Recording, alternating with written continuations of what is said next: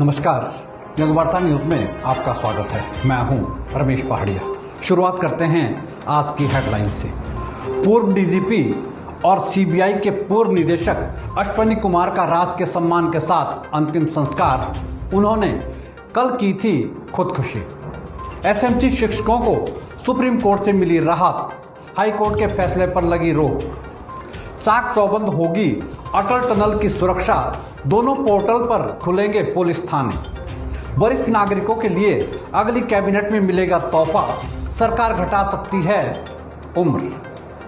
हिमाचल ने खोया महान व्यक्तित्व और कुशल प्रशासक, बोले पूर्व मुख्यमंत्री वीरभद्र सिंह। केंद्रीय आदर्श कारागार पहुंचा कोरोना, 15 कैदी corona positive.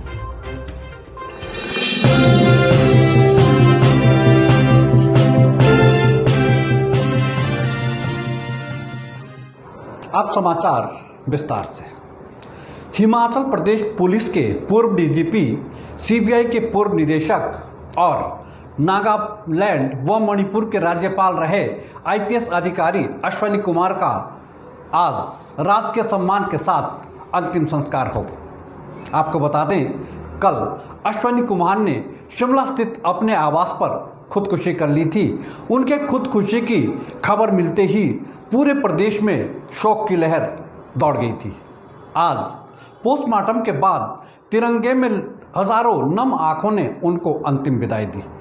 Ashwani Kumar IPS अधिकारी होने के साथ साथ एक कुशल प्रशासक भी थे। उनके निधन पर हर एक व्यक्ति क्षुब्ध है।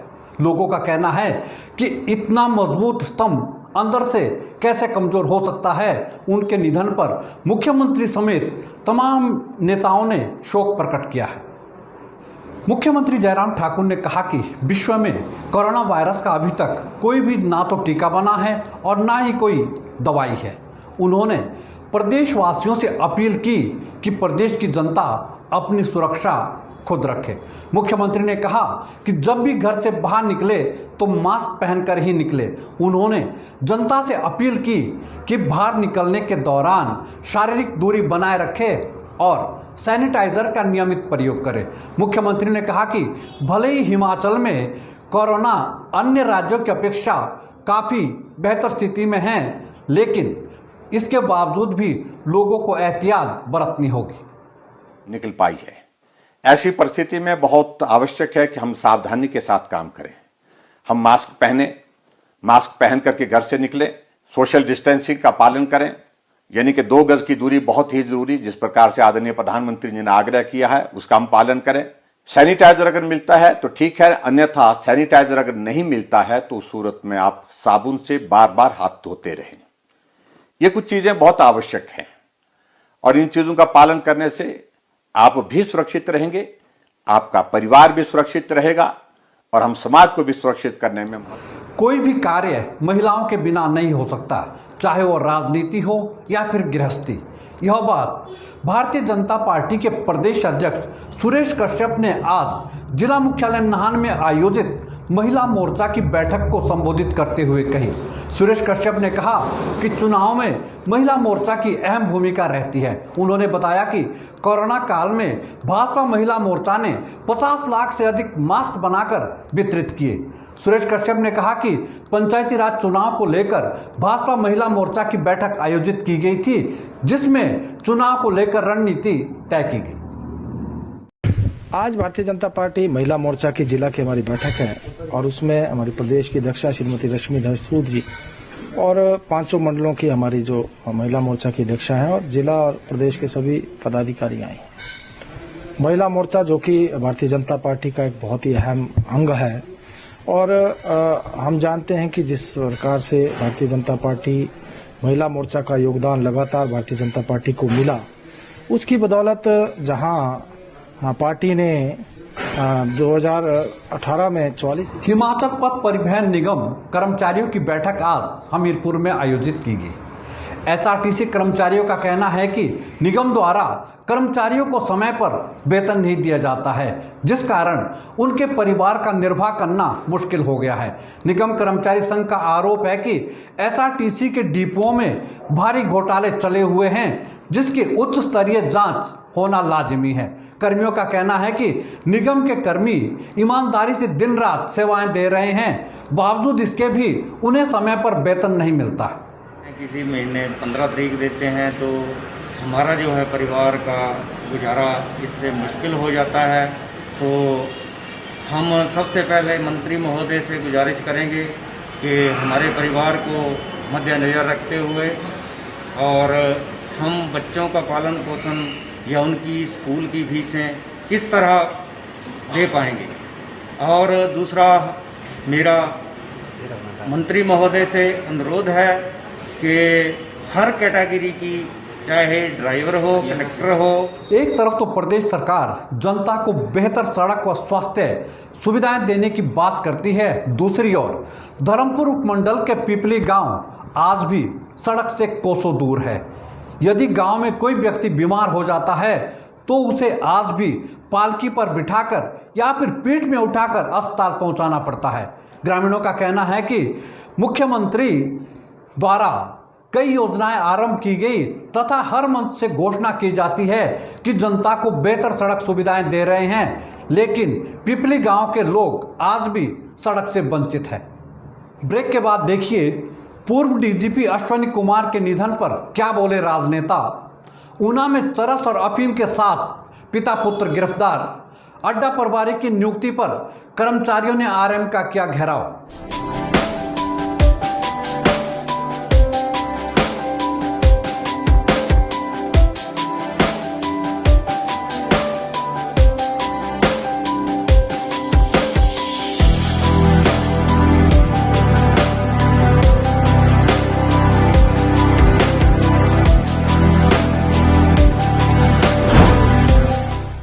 भूषण ज्वेलर्स, अनमोल रिश्तों के लिए। के बाद आपका स्वागत है। हिमाचल प्रदेश पुलिस के डीजीपी रहे सीबीआई के पूर्व निदेशक और पूर्व राज्यपाल की मौत से हिमाचल प्रदेश के अधिकारी ही नहीं बल्कि राजनेता भी गमगीन हैं। ऊर्जा मंत्री सुखराम चौधरी ने कहा कि अश्वनी कुमार ने पुलिस में बहुत सारे बदलाव किए हैं, वह एक ईमानदार व्यक्तित्व के धनी थे। वहीं नेता प्रतिपक्ष मुकेश अग्निहोत्री, कांग्रेस के नेता सुखविंदर सिंह सुक्खू, जीएस बाली, भाजपा के पूर्व अध्यक्ष डॉक्टर राजीव बिंदल, बलदेव तोमर और पूर्व मुख्यमंत्री वीरभद्र सिंह ने कहा कि अश्वनी कुमार एक ईमानदार व्यक्ति थे। उन्होंने कहा कि उनका निधन प्रदेश के लिए एक बहुत बड़ी क्षति है। उन्होंने कहा कि अश्वनी कुमार ने देश भर में प्रदेश का नाम रोशन किया था। वीरभद्र सिंह ने बताया कि वह हिमाचल प्रदेश के एकमात्र ऐसे अधिकारी थे जो सीबीआई के निदेशक पद तक पहुंचे हैं। तो ऐसा प्रतीत होता है, हम महसूस करते हैं कि ऐसे कि सुसाइड का ही केस है। देखिए, बहुत बड़ा गौरव था हिमाचल प्रदेश के लिए। उनका जो है किसी भी पुलिस वाले के लिए वो मिसाल थी, किसी भी ऑफिसर के लिए मिसाल थी। हिमाचल प्रदेश के डीजीपी बने, सीबीआई के डायरेक्टर बने और फिर गवर्नर बने। बहुत नाज रहा उन पे और उनकी दुखद मृत्यु हुई है, इसलिए हम यहाँ पे पहुँचे।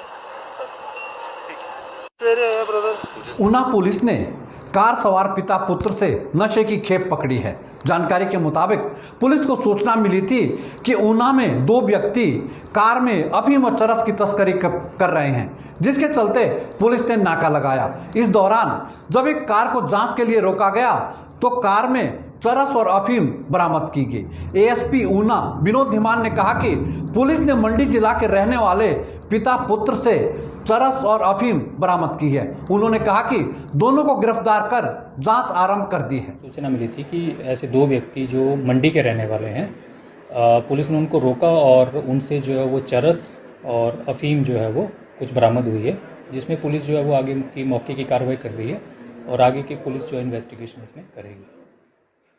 मंडी जिला के अड्डा प्रभारी के रवैये से खपा होकर निगम के कर्मचारियों ने आज आरएम मंडी का घेराव किया।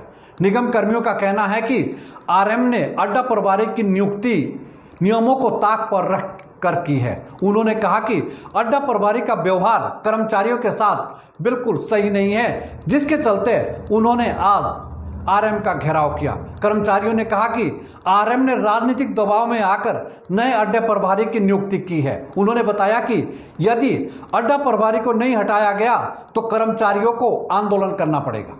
कैंसिल करा दिए। तो उसके बाद दीपक राज जी ने कोर्ट का सहारा लिया। हमारा मानना ये है कि जब उस दीपक राज ने कोर्ट का सहारा लिया, उसके बावजूद जब तक कोर्ट का फैसला नहीं आता तो तब तक दीपक राज को ऑर्डर स्टैंड बाई में रहने चाहिए थे, जबकि हमारे आरएम साहब ने उनको चार्ज दे दिया। क्योंकि जो दीपक राज जिन्होंने कोर्ट के माध्यम से अपने ऑर्डर लिए, उनको साइड में बिठाते, जब तक कोर्ट का फैसला नहीं होता तब तक उनको वो चार्ज का जिम्मा नहीं दिया जाए। सर, ये मैं मीडिया के सामने बताना चाहता हूँ कि ये शरेआम धांधली है जनाब इस प्रकार की। भाजपा महिला मोर्चा की बैठक आज जिला मुख्यालय नाहन में आयोजित की गई। बैठक में भाजपा महिला मोर्चा की प्रदेश अध्यक्ष रश्मिधर सूद ने बताया कि महिला मोर्चा बूथ स्तर पर अपनी रणनीति मजबूत करेगा। रश्मिधर सूद ने कहा कि महिला मोर्चा ने हर बूथ पर 20 महिलाओं को जोड़ने का लक्ष्य रखा है। सूद ने कहा कि 20 अक्टूबर तक एक बूथ 20 नारी शक्ति अभियान पूरा हो जाएगा। उन्होंने कहा कि पंचायती राज चुनाव और 2022 के विधानसभा चुनाव को लेकर महिला मोर्चा रणनीति बना रहा है। हम अपने सभी बहनों से रूबरू होंगे, क्योंकि इतने महीनों से वर्चुअल के माध्यम से ही हम इनसे बातचीत कर रहे थे। हमारा ध्येय है, हमने टारगेट दिया है अपनी बहनों को, एक बूथ 20 बहनों पे। वो हमारा टारगेट इस महीने की 30 तारीख तक जो हमारा ये कार्यक्रम है, जो हमने एक जन आंदोलन के रूप में लिया है, वो समाप्त होगा। तो उसकी तैयारी किस तरह से की है बहनों ने और कितनी बहनें जोड़ी हैं, उसकी एक समीक्षा होगी। और हमारे कुल्लू जिला के पतली कुहल मार्ग पर आज एक चलती बाइक में अचानक आग लग गई। जानकारी के मुताबिक 2 युवक भुंतर से मनाली की ओर जा रहे थे कि पतली कुहल के समीप अचानक उनकी बाइक में आग लग गई। आग लगते ही दोनों युवक नीचे उतर गए, जिससे बड़ा हादसा टल गया। लोगों ने अग्निशमन विभाग को सूचना दी, लेकिन जब तक अग्निशमन विभाग मौके पर पहुंचा, बाइक जलकर राख हो गई थी। आज के लिए फिलहाल इतना ही। यंग वार्ता से जुड़ने के लिए धन्यवाद।